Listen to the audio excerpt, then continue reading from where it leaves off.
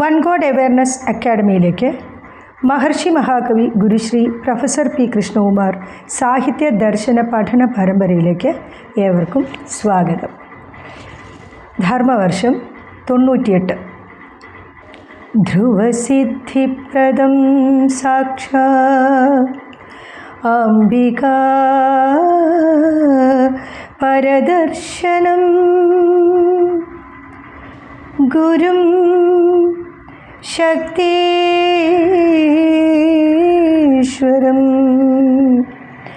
വന്ദേ ധർമാനന്ദാത്മനായകം.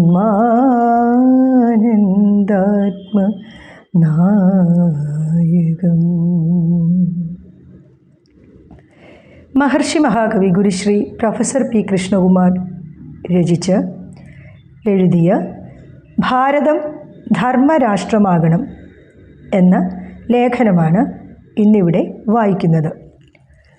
ഭാരതം ധർമ്മരാഷ്ട്രമാകണം. മഹർഷി മഹാകവി professor P Krishnakumar. ഇന്ത്യയെ മറ്റെന്തു രാഷ്ട്രമായി കണ്ടാലും കണ്ടില്ലെങ്കിലും ഇന്ത്യ ഇന്ന് ധർമ്മരാഷ്ട്രമല്ലാതായിരിക്കുന്നു. അധർമ്മത്തിനാണ് ഇന്ന് ഈ നാട്ടിൽ ഏറ്റവും അധികം വിളവെടുപ്പ്. ഇതിനു കാരണം ഇന്നത്തെ നടപ്പു ജനാധിപത്യമാണോ പടച്ചുവെച്ച ഭരണഘടനയാണോ എന്നൊന്നും തൽക്കാലം ചിന്തിക്കുന്നില്ല. ഇന്ന് ഇവിടെ എന്ത് സംഭവിക്കുന്നു എന്ന് നോക്കിക്കാണുക മാത്രമേ ചെയ്യുന്നുള്ളൂ. ബഹുജനഹിതത്തിനും സുഖത്തിനും വേണ്ടി പ്രവർത്തിക്കുന്നു എന്ന് പുരികം പൊക്കി അഭിമാനിക്കുന്നവർ കണ്ടാലും കണ്ടില്ലെങ്കിലും കണ്ടിട്ടും കണ്ടില്ല എന്ന് നടിച്ചാലും ഇന്നാട്ടിൽ മനുഷ്യരുടെ മനസ്ഥിതി ധർമ്മത്തിൽ നിന്ന് അധർമ്മത്തിലേക്ക് നാൾക്കുനാൾ വളരെ വേഗത്തിൽ മാറിക്കൊണ്ടിരിക്കുന്നു എന്നത് പച്ച പരമാർത്ഥം മാത്രമാണ്.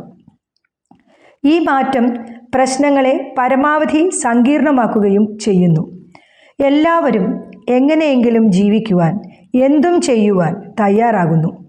എനിക്കും കിട്ടണം എന്ന വ്യഗ്രതയിൽ നീതി നിരാകരിക്കപ്പെടുന്നു, നിയമം ലംഘിക്കപ്പെടുന്നു, മനുഷ്യാവകാശങ്ങളെ ചവറ്റുകൊട്ടയിലെറിയുന്നു. എന്തു സാഹസവും ക്രൂരതയും അക്രമവും കാട്ടാൻ സംഘടിച്ച് ശക്തരാകുന്നു. നാട്ടിൽ മാത്രമല്ല കാട്ടിലും. ഭരിക്കുന്നവർ പോലും പരസ്പരം അഴിമതി ആരോപണങ്ങളും അപവാദങ്ങളും അപരാധങ്ങളും ഉന്നയിച്ച് വാക്കുകൾ കൊണ്ട് കല്ലെറിയുന്നു.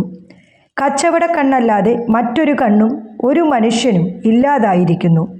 കോവിലുകളിലും കലാലയങ്ങളിലും കവല കമ്പോളങ്ങളിലും എന്നുവേണ്ട വ്യാവഹാരിക ലോകം മുഴുവൻ കൺസ്യൂമറിസത്തിൻ്റെ കീഴിലായിരിക്കുന്നു.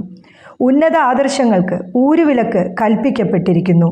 മൈറ്റ് ഓർ റൈറ്റ് എന്ന കാടൻ നിയമം വീണ്ടും നാടുവാഴാൻ തുടങ്ങിയിരിക്കുന്നു. 4 ഗുണ്ടകളെങ്കിലും ഇല്ലാത്തവൻ നാട്ടുപ്രമാണിയല്ലാതായിരിക്കുന്നു. നരൻ്റെ നഖങ്ങൾ നരിയുടെ നഖങ്ങളായി തീർന്നിരിക്കുന്നു. കണ്ണുകൾ പോലും ചോര കുടിക്കുന്നു. വോട്ടു ബാങ്കുകൾ സ്വാർത്ഥ താൽപ്പര്യങ്ങളുടെ പുറ്റുകളായി ഉയരുന്നു. കുറ്റവാളികൾ രക്ഷപ്പെടുന്നു. കോടതികളിൽ കേസുകൾ കടലാസിൻ്റെ കൈലാസം സൃഷ്ടിക്കുന്നു. കേസുകൾ പോലെ നീട്ടിയാൽ നീളുന്ന മറ്റൊരു വസ്തു ഇല്ലാതായിരിക്കുന്നു. വൈകി വരുന്ന വിധികൾ വേഗം ധിക്കരിക്കപ്പെടുന്നു. മനുഷ്യൻ മനുഷ്യനാകാൻ എങ്ങനെയാണ് ജീവിക്കേണ്ടത് എന്നതിന് ഒരു വ്യവസ്ഥയും ഇല്ലാതായിരിക്കുന്നു. ദുരവസ്ഥ ദുരയുടെ അവസ്ഥയും കൂടിയായിരിക്കുന്നു.